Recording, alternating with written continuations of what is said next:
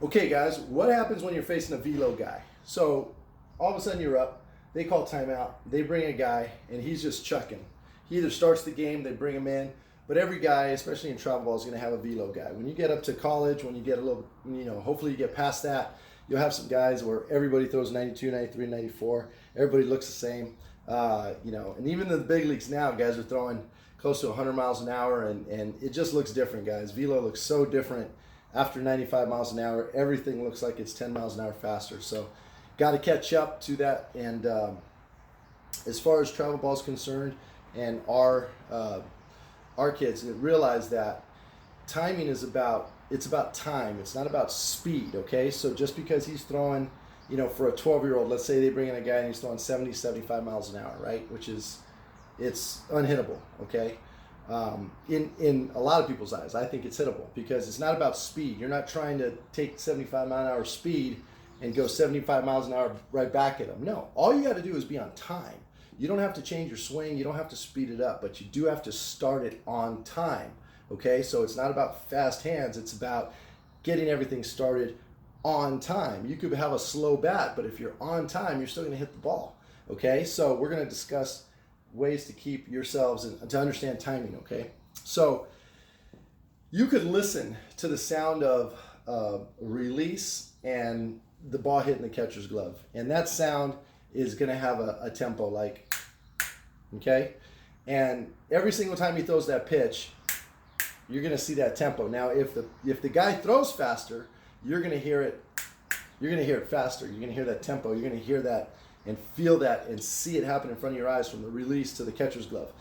And what you're trying to do is you're trying to put your body you're trying to time that tempo. You're not trying to move as fast as the tempo because you can get started earlier, okay? What you want is to make sure that you're on time with that tempo, so that if I'm here in my tempo, I can hear it and it's, right? That I know that when that hand comes back, I got to be able to get up and down, because once my foot gets down, for the most part, I'm going to hear that. That's when I start to hear that tempo.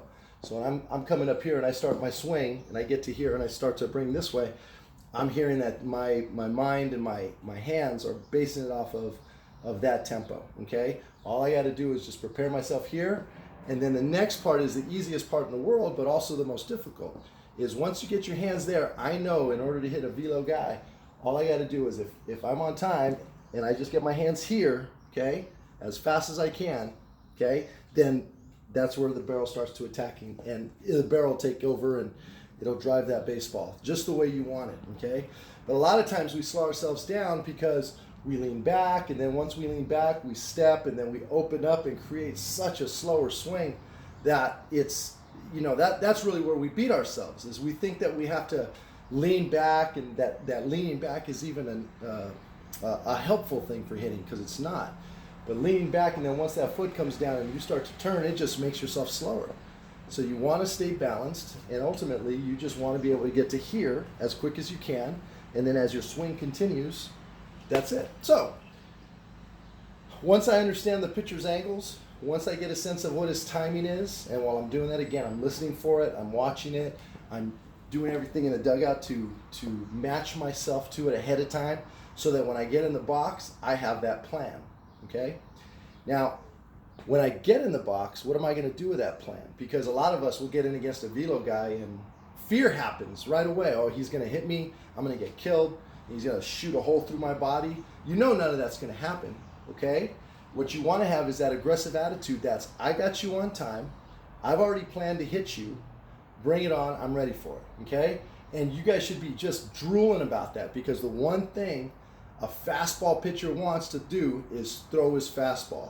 And if you're sitting there and you're waiting for that fastball to be thrown, and you have an idea and you've timed it out and you feel you're on it, the next thing to do is swing. You got to swing. Take a risk. They take 3 swings. Swing and miss. Strike out. Do whatever, but swing the bat, because you've done your homework. You timed them out.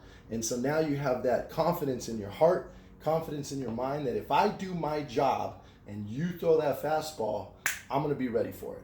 Okay? And you need to come up to that plate with that kind of, that mindset and those guts, where you're going to come in and all of a sudden you're going to get it, and you want to be on time, and you just if I do my job, I'm going to drive it. Okay, so hopefully this helps, because That's the big issue. When you get into the big games, when we get into the big stage, big arena, you're going to be facing the big guys, and that's how you beat them.